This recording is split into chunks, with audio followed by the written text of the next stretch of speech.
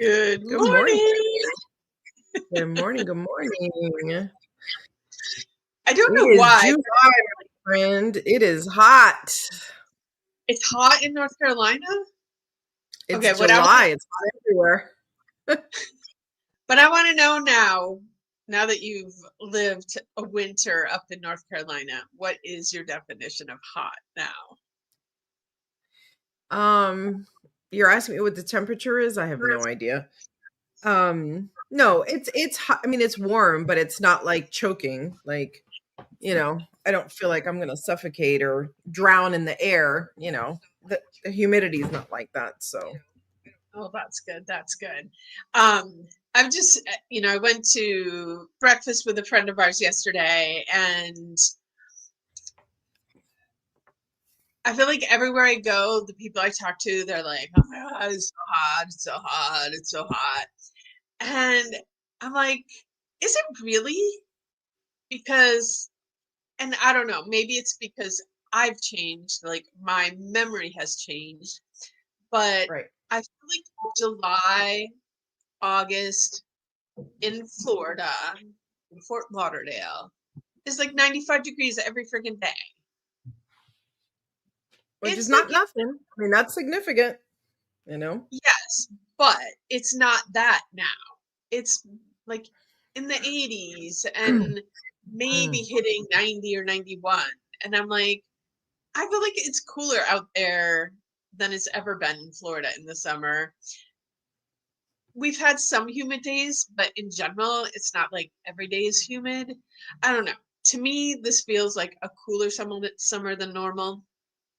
And I look at the temperature like to like, am I crazy? Am I not crazy? And I'm like, no, it's not 95 degrees. And I feel like normally this time of year, it's like 95 degrees every day. So, Yeah. Well, I mean, humidity could be a part of it. And also, like, it's relative, like we now live our lives almost completely in air conditioning. So, going from the inside of your house being 70, 74, or whatever, and then walking outside, even 80 is going to feel like a significant difference. Right. So, I guess I for them, remember. saying it's not 95 out there, folks. So it's not. It's not a um, normal. It's not hotter than ever. I can guarantee that. I don't know, but I'm not a when I meteorologist. was, well, listen, hey, also, all of our friends are getting older. So maybe everybody's becoming, of a certain age. So that might make a difference too. Me too. But But when I was little, we never turned on air conditioning. Like we didn't get central air until I don't even know. I think it was a full, like mid-teens, we got central air. But until then, it was just a little, in the wall units, and each room had its own unit. And yeah, you only turned it on like to sleep at night. That was it. So it just when I was was what it is. It is. air conditioning in the summertime was a fan in your window that blew on you at night so that hopefully you didn't die. And yes, the hot season is much shorter in Wisconsin, but sometimes it's hotter up there in the summer than what it is down here. Like I remember, I don't know, this was probably like 25 years ago or something. There was some massive heat wave going through the Midwest, and like people were actually like dying in the cities because from heat. And Wow. and I was like on the phone with my mom, and I'm like, "So how's the weather up there?" She's like, "It's 107." I'm like, "Well, it's only 94 down here. You want to come down and cool off?" But yes, Wow.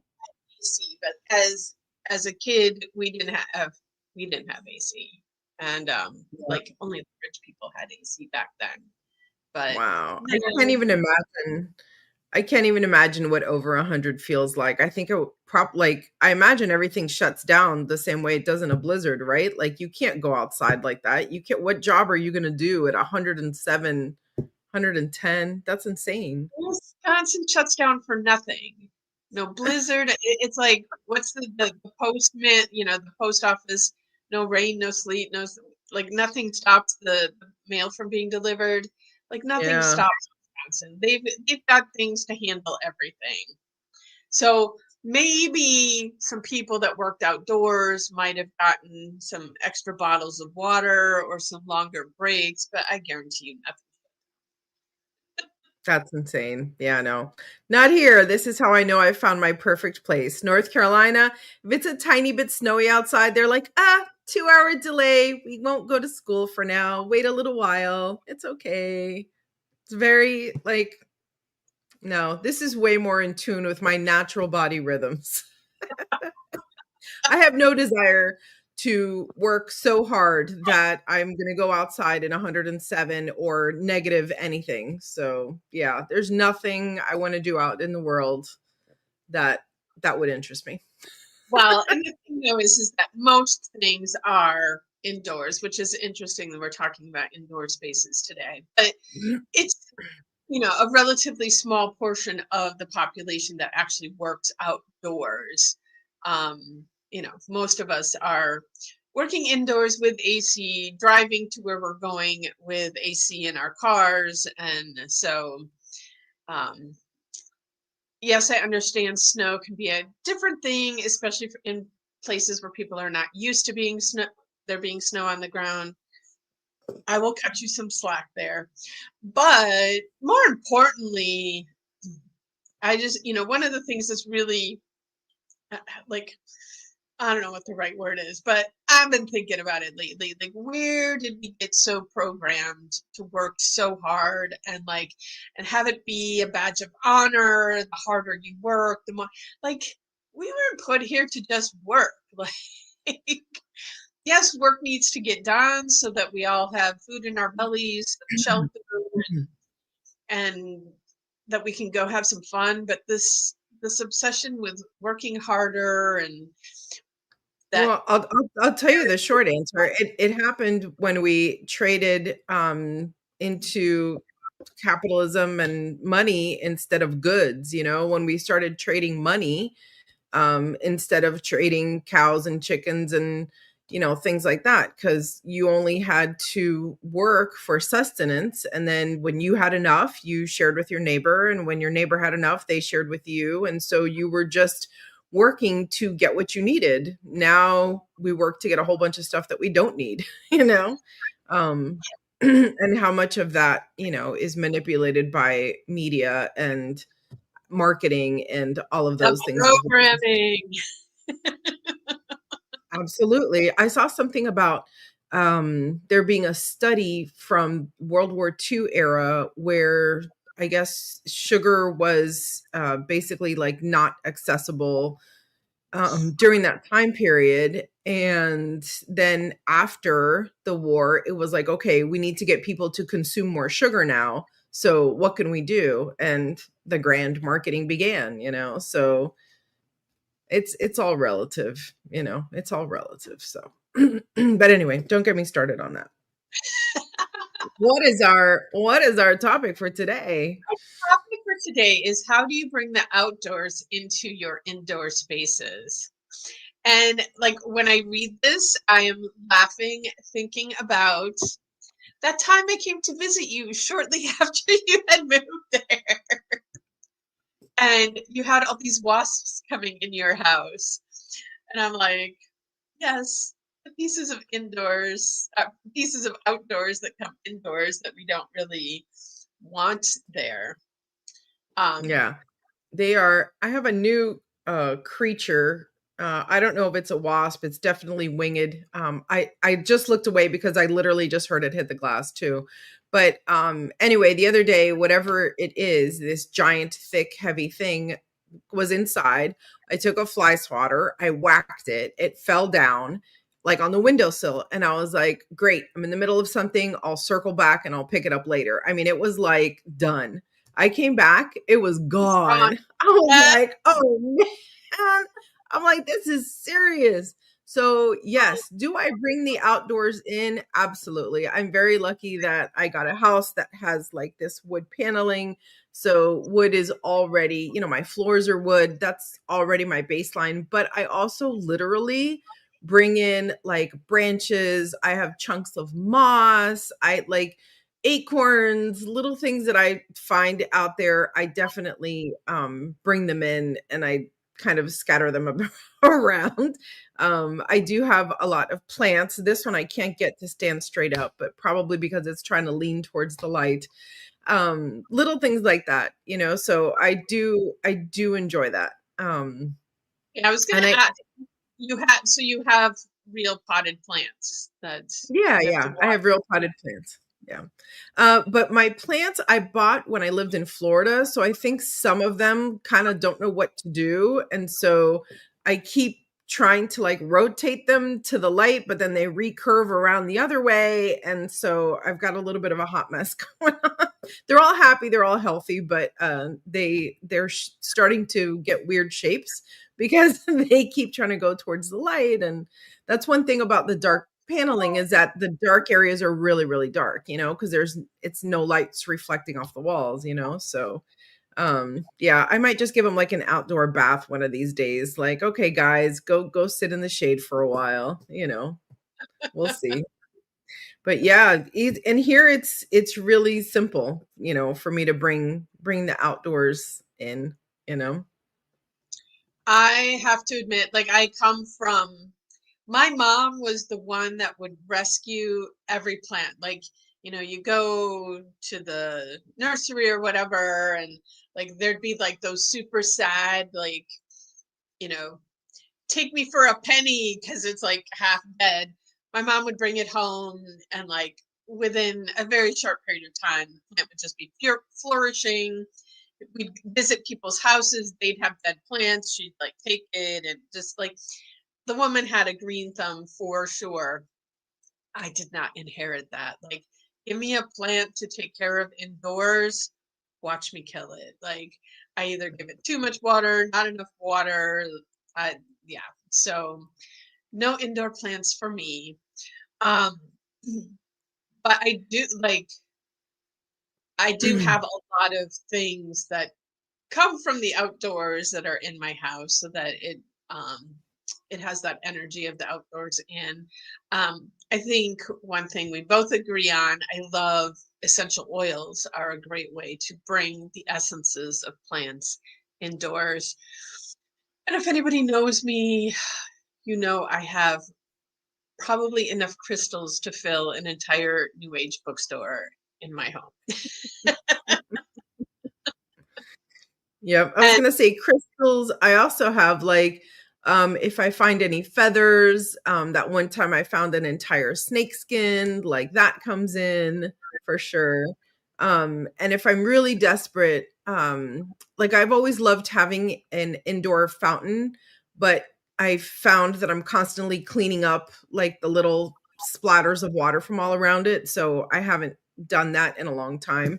So my substitute is that I have a big TV like in the main area, and I put YouTube on, and then I put some sort of video that's like, you know, the sound of a babbling brook, or, you know, a river flowing in a forest with bird song or something like that. Because my windows are they're pretty solid, so I can only hear one or two species of birds through my windows. Other than that, I can't hear, like sometimes it's raining and I don't even know that it's raining because the windows are so thick.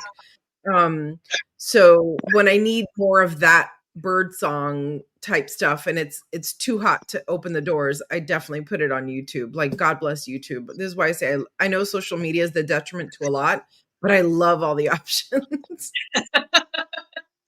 when you said rain, my dream is, and like if anybody out there wants to sponsor this or whatever, I want a metal roof to hear the rain hitting the roof. Like, rain is just the best.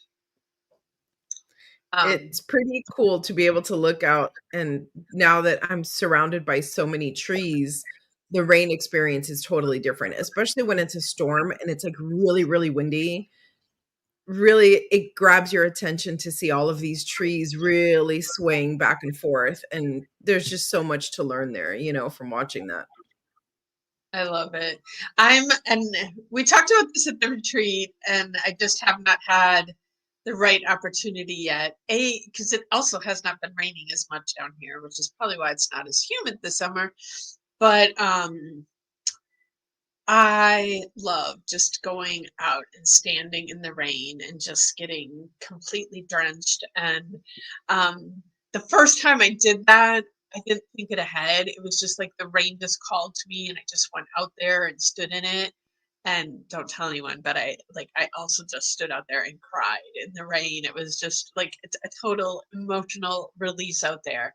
And I was like, oh, I need to do this more often. But like, then it comes time to come in your house and you're soaking, dripping wet. And I was like, I didn't think this through. So I had to run all the way through the house to the linen closet to get a towel. Now I start out, what am I going to wear? Because no, I'm not going to go out naked. There is not enough privacy in my. There is fencing, but you can see through the fence, over the fence. So no, I'm not going to stand out there naked. But I do typically plan a little bit better and put on clothing that's not going to be as dramatic to have to remove soaking wet. Yeah, definitely don't do it in jeans, that's for sure. Place towels right next to the door so that I can immediately towel off. But I guess that is a way that I brought rain into my Yeah, there you go, there you go, exactly. Well, and keeping things moving, right? Like what I love about the elements is that, it creates the environment that you want. So you want more flow in your life, put in some flowing water, right? You want to feel more grounded, bring in those stones, bring in some earth. Nothing wrong with that. There's always, yeah, if I could show you my desk right now, but anyway, no, it's too much. It's too much. But I'm yeah. like, somebody is seeing my space around me. Like, um, I do have this need to express myself artistically, and I don't have a studio. I don't have, my house is a tiny, 1,000 square foot house, and so there's no space for my art stuff to live. And so typically it's like sprawled out all over on the table in front of me, on the sofa next to me. And so yeah, it's like the screen has to be very small. Or else my mess. But since we're talking about that, I will share with you my latest obsessions. I don't know if you have you seen any of these. I did see a little bit of this the other day. Look how beautiful. Tell me Um, about that. so Beautiful. so I dabble in the arts, all kinds of arts. Um, like this painting is one of mine. But it was easier to do all of the painting when I lived alone because then I could put out my table and just leave all my stuff there. But now, like, because there's other people here, it's like if I pull it out, I gotta like put it all away, and it's just too much. So I have not painted in a few years, maybe, and so uh, this neurographic art, like social media is listing, like somehow it knew like Julieta's craving an art experience that she can do that like doesn't take up as much space as painting on 3 by 3 um canvases and all of the 50 bottles of acrylic paints and whatnot. So on top of seeing all this like what's called neurographic art, I also, this tea ceremony locally popped up. I mean, not that local, it's in West Palm Beach. But then this thing pops up that she's having a combination tea and neurographic art. I'm like, I'm in, sign me up. So I go, I invited a few friends, 3 of them joined me there. And I have to say, like, the tea place, and I think it's called Tea Tell Truth or something like that. It's the cutest little thing. This woman from China, um, was an MD in China, but it's like too much damn work to. Yes, I'm amazed at the people who do go through all the work to transfer their um, licensure, etc., to practice in a medical profession from one country to another. Like, I know I would never do it. So anyway, but carrying on that love of healing side, she does these tea ceremonies that Mm. I want to go also just for a tea ceremony, not for a, the extra thing. She served us three super unique, incredibly beautiful. Of course, the last cup, it was three different ones that she served us. The last one had like this giant flower in the center, like the flower occupied the entire space of the cup. It was just really, really magical and beautiful. She paired up with this therapist. So neurographica is a therapy technique using art. It's an art therapy technique. There's actually like all this research done on it. I found out like one of the places that has done research on it is the University of Wisconsin-Madison, my alma mater. But it does increase neuroplasticity, which means the flexibility of your brain, the ability of you to learn new things. Um, you know, it does all of the calming, you name it. But it's also this expression of art. So anyway, we go to the class. There is not enough time to complete the project or whatever, but it's gotten me obsessed about the whole thing. And one of the funny things is to learn how to draw these neurographic lines. Um, they teach you by pushing a penny how to draw the Mhm. lines. And I was Mm. like, well, that's interesting, but there's something far better to push on the paper than pennies. Do you know A what I'm going to say? crystal. Exactly. So How did I know? all of these pieces I have created, I do them using crystals. And so Mm. now I've actually paired up with Heal the Planet, and I think it's August 2nd, sometime soon in August. I'm going to do a whole event where we're going to have tea, and I'm going to teach you how to push the crystals and make art.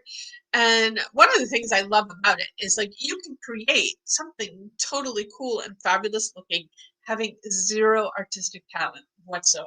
So, like, if you have that need to want to create something beautiful, but you're like, I don't have the skills to do it, come take my class. You're going to make something incredibly beautiful.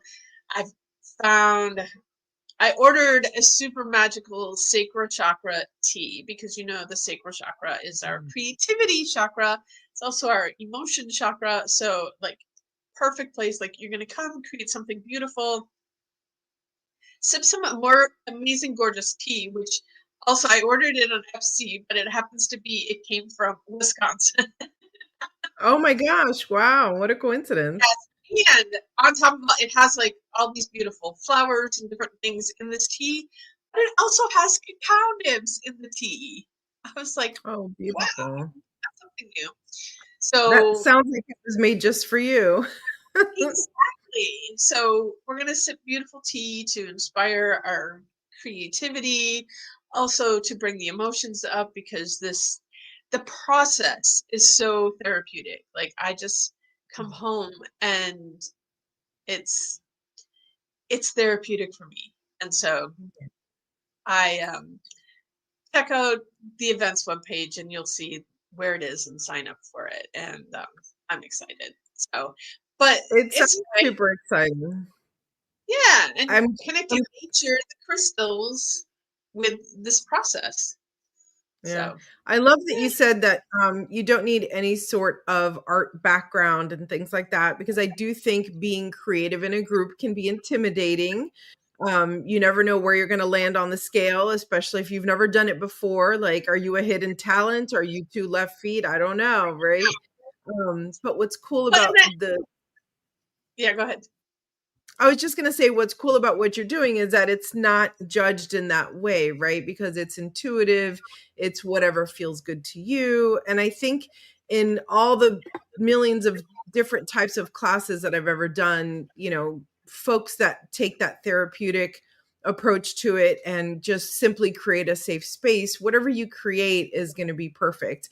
It doesn't mean you have to go home and put it up on your fridge if you don't want to. That's okay, but honestly, sometimes it's just getting out of your head, like I want to say like maybe 25 years ago, I took a watercolor painting class. And all we did was bring fruit and we would paint the fruit. And so I have like some oranges and a banana and like eggplant, things like that. And it's not that the orange holds the essence of my being. Like, I didn't have any great epiphany from painting a banana, but it did get me out of my head and everything else that was going on, in my life at that time. So I remember I specifically chose the class because I wanted something completely opposite to everything else that I was doing. I was doing a lot of active running around type stuff. And I'm like, okay, now I want something to balance that, because I was being so physical and so, exerting myself in every different way possible, growing in every different way possible. I'm like, let me find something chill that doesn't require me to read or interpret or kind of do that mental gymnastics that I had been doing all the time. So it was a really nice opportunity to just kind of like get out of my head, go with the flow. And to this day, I still have all my stuff. Like I still love it. I love looking at it. It's a pretty cool thing. I love that. Yes. Well, and I think, as we're sitting there and I can see the side of your painting there. My What is the painting. name of the painting? Yes. It's called Not Broken by Florencia. Yes. So like when you see like what Florencia does, you're like, oh, I'm so not an artist. And um there are ways to express yourself artistically, but it doesn't have to look like that. Like, so amazing. Because yes, I feel like, I've been to some of these other art classes, and um not all of them, but most of them, like you're painting something and you're just like, and you're comparing your painting to other people's paint, and like, this isn't really turning out the way I wanted it to turn out, and so much judgment around it, and it's like, it ends up being what's supposed to make you feel relaxed and calm is actually having the opposite effect. Whereas this, like, you know you can hold a pen, you can create something that looks really cool with this. So Right. I'm excited.